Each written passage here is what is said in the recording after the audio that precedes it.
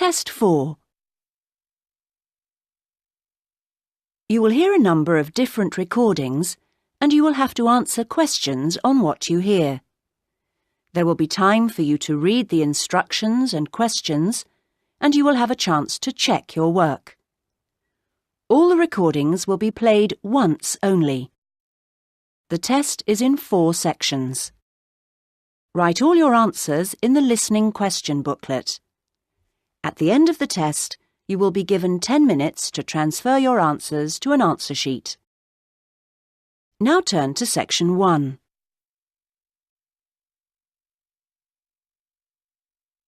Section 1. You will hear a man telephoning an employment agency to register for job opportunities.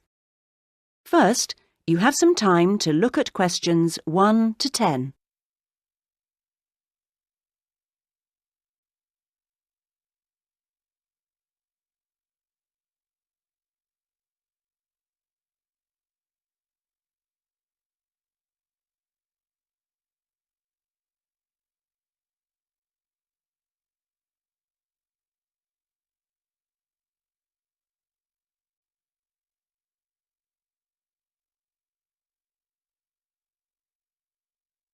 You should answer the questions as you listen, because you will not hear the recording a second time. Listen carefully to the conversation and answer questions 1 to 10. Able Employment, how may I help you? I saw your advertisement in the Daily Gazette. Oh, yes. And I'd like to register with you. I'm a student, but I've got the long holiday coming up. Certainly. I'll just get the form ready. OK, let me take your details. Sure. Can I have your full name? It's Bowen. James Bowen. B-O-W-E-N. Right. And your address, please? Well, just now I'm staying at the youth hostel. I see. But I'm moving into a flat on Friday. Well, give me that one then. It's 4 Lion, like the animal, Road, Melford, MF4 5JB. OK. And then I need to have a phone number for you. I don't know the number at the flat yet, but I could give you my mobile. That's 09954 721 822. Would that do? For the time being. But if you can let me know your new number when you can. Of course. Now, qualifications. What qualifications have you got? I mean, post-16 qualifications. Well, I stayed on at school till 18 and got my A-levels. Fine. Anything else? You said you were a student. Yes, and then I've done 2 years at college, so I've got my history diploma, though I don't know how useful that'll be for getting a job. Well, it depends. Everything counts in some way. And I also did an IT course this year, and that got me my computer skills certificate, which I certainly hope is relevant. It's different anyway. That's all, really. That's quite a good range. And what about on the practical side? What work experience have you got? Well, not too much, because I've mainly been studying. Yes. But 2 summers ago I worked just as general assistant in a hospital for about 3 months. It was quite hard, but very interesting. OK. Anything else? If you include part-time work... Oh, yes. I've often worked in the college holidays as a tour guide, showing visitors round. That's quite enjoyable, meeting people. I'm sure. Now on to interests. There's space here for 2. What would you say? 2? Well, I like various sports, but I suppose we should put that I'm in the swimming club. I'm pretty committed to that. Yes, that sounds good. And for the other one, something different? I'm very keen on music too, and I love playing piano. I've been doing that for over 10 years now. Yes, I'll put that down. Well, that's more or less it for the time being. Uh-huh. Just one more thing. What I do need is your availability. Oh, yes. The college term finishes on June the 20th, and then I'm going to visit my parents. But I can be back and ready to start on June the 28th, if that seems okay. I'm sure it is. Now, what happens next is that I process this information, and then... That is the end of section 1. You now have half a minute to check your answers.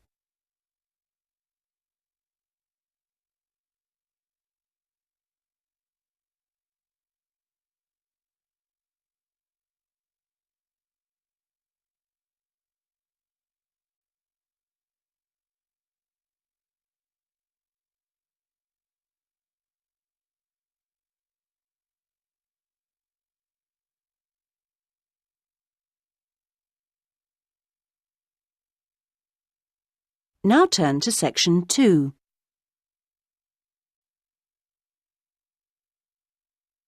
Section 2.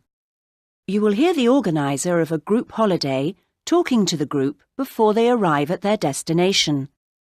First, you have some time to look at questions 11 to 16.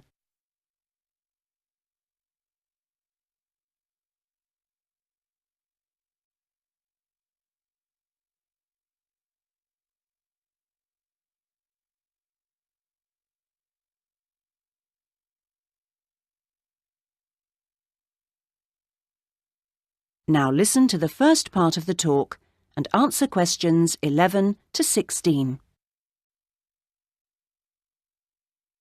Thank you, everybody, for your attention. I hope you're all looking forward to arriving at the town. I thought you might like to know a few things while we're still on the coach, and it'll help to pass the time on our journey.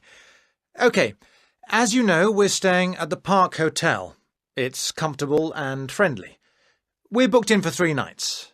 Now, I'm aware that not everyone wants breakfast there, so if you do want it, you should tell the hotel that you do the night before. We're making our own arrangements for dinner each evening, and there's a cafe open at the hotel most of the time if you want a drink or a snack. There's also a very pleasant lounge on the ground floor with a collection of fascinating paintings. And then I hope you're going to enjoy the various activities that are lined up. However, I do have to tell you that there have been some changes since the original programme. For one, because it's been restored and is therefore closed to the public, we won't be going to the castle after all, I'm afraid. However, there's plenty else to see, and the gardens are still open. Something we've been able to add to the programme is for Saturday, when a local historian will give us a lecture on famous people from the town. I don't know who that includes yet. So, to free up the time for that, we've made another little amendment and changed the trip to the antique show that was due for then on to Sunday. Actually, I think that'll make for a more relaxed programme anyway. We're leaving the rest of Sunday free for you to wander around as you wish. One place you might like to try is the art gallery, because it's got a huge display of old postcards. You can't really send them home to your family and friends, but it's interesting and sometimes funny to see what people used to send. Well, that's the lot on changes. Now you have some time to look at questions 17 to 20.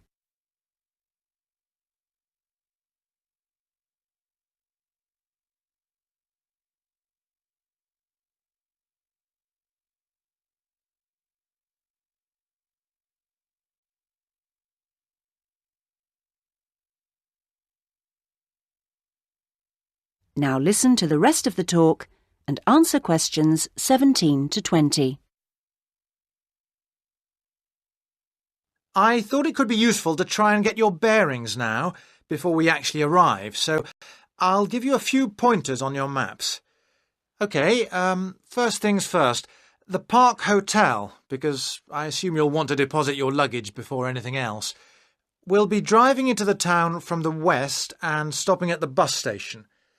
To get to the hotel, just go straight down the high street towards the railway bridge, and after the bridge, if you go left, you'll soon see it on the right.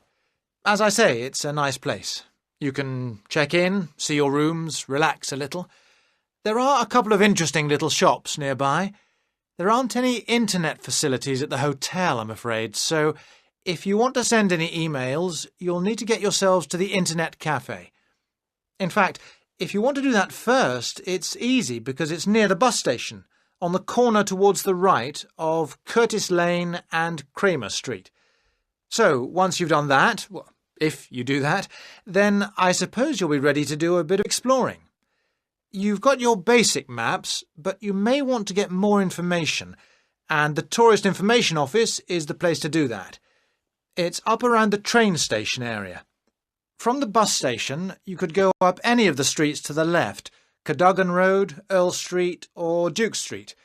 The office is directly facing the train station on the corner with Earl Street. They've got all sorts of brochures and leaflets about local attractions and tickets for sale. They even sell some locally produced jams and chocolates. And a last pointer at this stage is our venue for dinner tonight, the Royal House restaurant. This is conveniently located in the very centre of town. In fact, you'll no doubt pass it as you're walking around beforehand. In relation to the bus station, it's not far. Going down the High Street, if you pass the corner with Cromwell Road, then the next junction is crossroads with Duke Street and Runton Road, and it's there. You'll be able to see its rather grand entrance over on the left corner. The food and the service there are both excellent, so it promises to be an enjoyable evening. Well, we're just coming into the town now, so... That is the end of section 2. You now have half a minute to check your answers.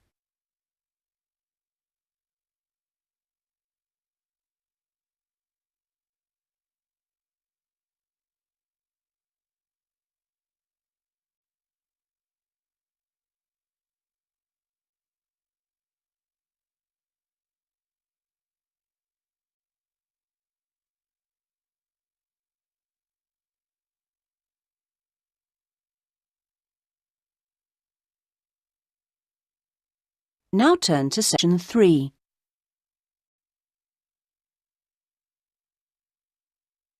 Section 3. You will hear a conversation between an undergraduate student, David, and his tutor, Dr. Smith, about David's plans for doing a master's degree. First, you have some time to look at questions 21 to 26.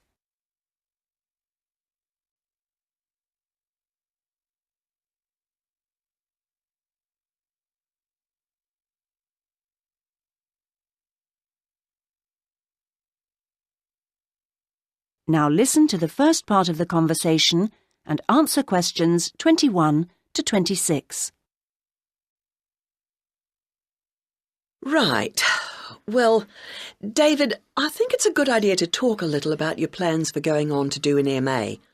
Now, I understand you're thinking in terms of either Forth College or Haynes College? That's right. Well, so far, anyway. No, I think that's a good choice to have narrowed it down to. I'm interested to know how the services to support students work in both places. Yes, I know you've needed to make use of those here in the last year. I have to say I'm not absolutely sure about the situation at Haynes. I expect they're all right, but certainly Forth has a good reputation in that regard. They have a large number of students from abroad, and they have to make sure they're okay. That's reassuring. And then I'll be moving city again, obviously, whichever college I go to, and I hope that the room or flat I could expect would be nice. Very important, yes. These days, actually, all colleges tend to have decent quality rooms or flats for their students, and Forth and Haynes are no exception. Right. Well, what about comparisons on the academic side of things? Well, I know you're an avid user of the limited online provision we have here. I think you'll find Haynes is about as developed, or not, as we are here, and that Forth has developed some pretty impressive stuff, which I'm sure you'd make the most of. Well, I'd certainly try. But that doesn't mean that the more traditional information sources, such as the good old-fashioned library, should be forgotten. No, of course not. While Forth has recently had a very splendid law library opened, that isn't particularly relevant for you, and I think you'd find Haynes' general university and faculty collections better suited to your needs. But that's something you could check for yourself if you visit both places. Which I'm planning to do next month. Good. Now there's the question of the lecturing staff. which is clearly going to be key to your progress. I think you'd find them adequate at Forth. There are some solid people working there, while Haynes have recently taken on some inspirational people, very cutting edge. It's a little hard to judge, though, because as a research student, it's not as if you have teaching all day, every day. No, I guess not. But I'll need to consult. Yes, and on the subject of research, in terms of the college's reputation for results, again, neither place is bad in any way, but I think you'll find, and you can check this on the Research Council's website, that Haynes has consistently scored very well. There's perhaps a little bit of an issue with non-completing doctorate students at Forth. Well, I'll certainly look at the website as you suggest. Fine. Now you have some time to look at questions 27 to 30.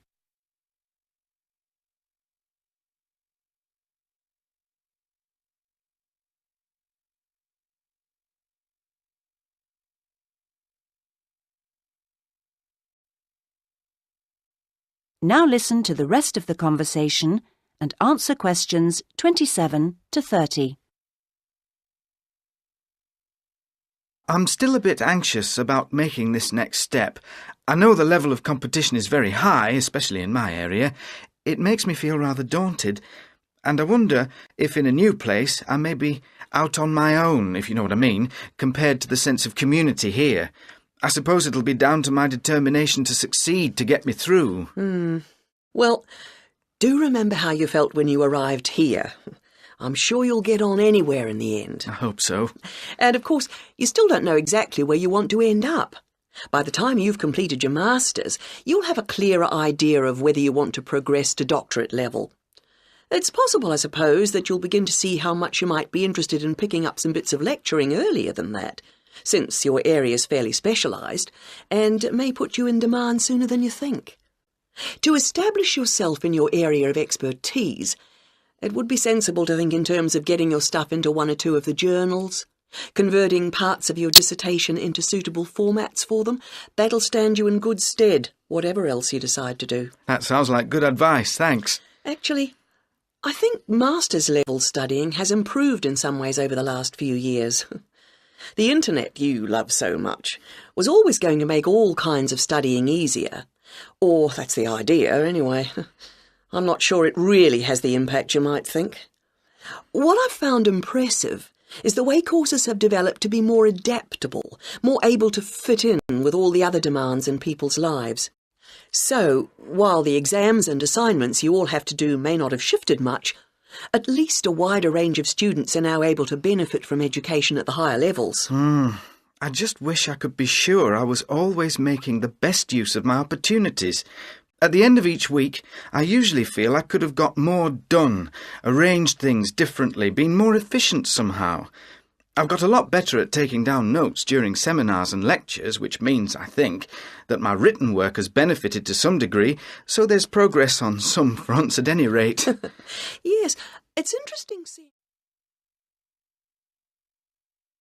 That is the end of section 3.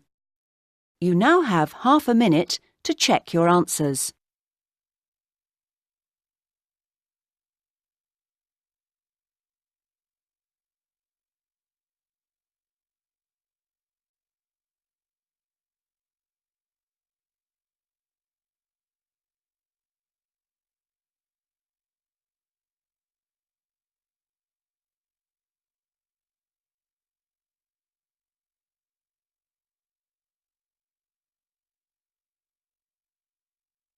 Now turn to section 4.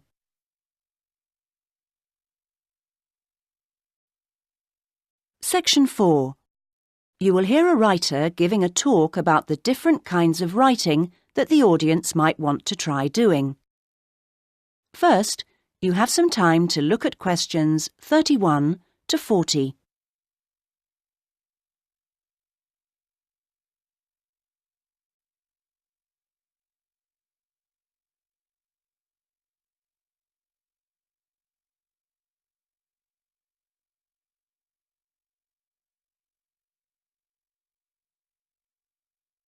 Now listen and answer questions 31 to 40. So I'm now going to say a few words about the various different kinds of writing you may want to consider. Each has its own challenges and rewards, and it's really a question of seeing what suits you best. There are no rights and wrongs here. Let's start by considering the short story. Remember that a short story isn't just a very concise novel. There are three basic styles: the story itself, the slice of life section, and the surprise type, and all of them are equally valid as treatments of the genre.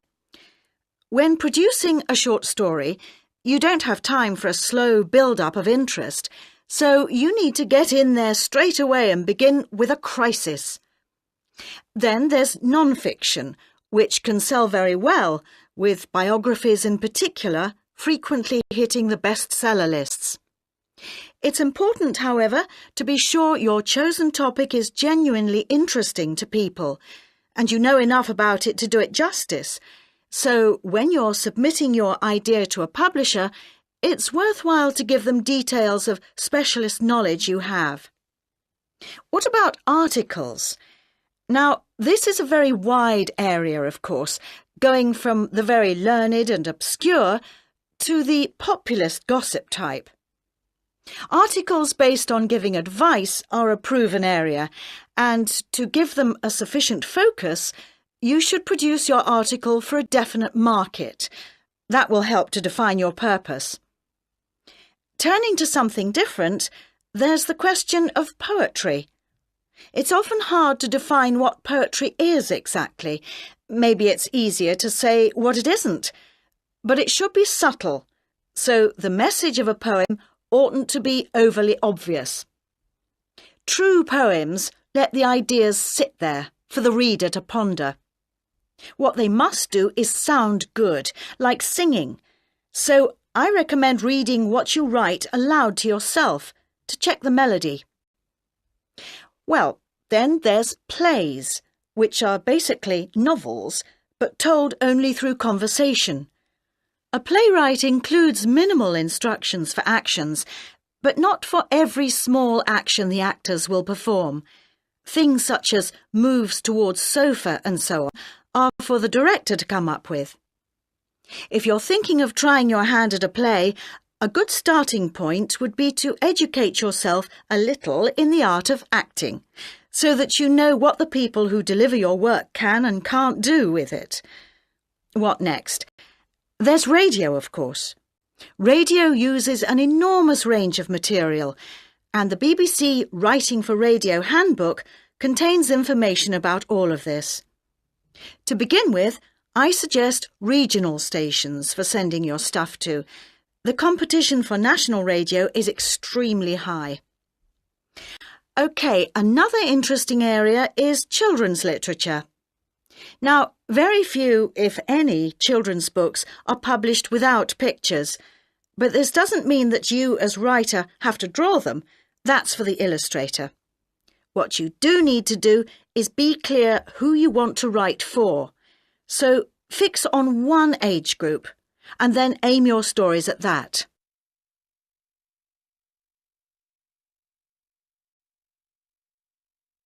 Right, I've saved what I consider to be the best and the hardest till last, the novel. Very long and very difficult to do well, but certainly not impossible, as any bookshop shelves will confirm. One of the first things to decide is from what point of view you will tell your story. A popular choice is the first person, and this technique certainly gives a sense of immediacy for the reader, while many new writers find it easier to project themselves into their main character if they can write in his or her name. But that assumes, of course, that the main character is somehow like the writer, which may or may not be the case. Meanwhile, if your book is all narrated by I, you can only put into your story things which are experienced by that character, which may prove to be rather restricting. Now, there are all sorts of pitfalls for the novelist, and many of them relate to the issue of providing a balanced narrative. Every time you introduce a character into the story, you have decisions to make. Of course, you want to populate your landscape with a variety of people to maintain interest, but don't feel you have to decorate every one of them in elaborate detail. The same goes for irony. All too often, an inexperienced writer will create a strong ironic situation and then spoil it by spelling out what they mean by it, as if readers were too stupid to understand. A few contrasting details should serve to make the point clear. A big challenge for new novelists is dialogue. What is the relationship between conversation as people really speak and as it is in novels? Well, it depends. If you recorded actual conversations and copied them straight into your narrative, readers would get confused and bored, all those unfinished sentences going nowhere. On the other hand, you don't want to write out page-long utterances by characters, as these will seem unrealistic to an extreme, but you can insert minor descriptions and actions to vary the pace and add interest. Well, I hope what I'm saying is encouraging and not too off-putting about the various difficulties. Are there any questions at this point? That is the end of section 4. You now have half a minute to check your answers.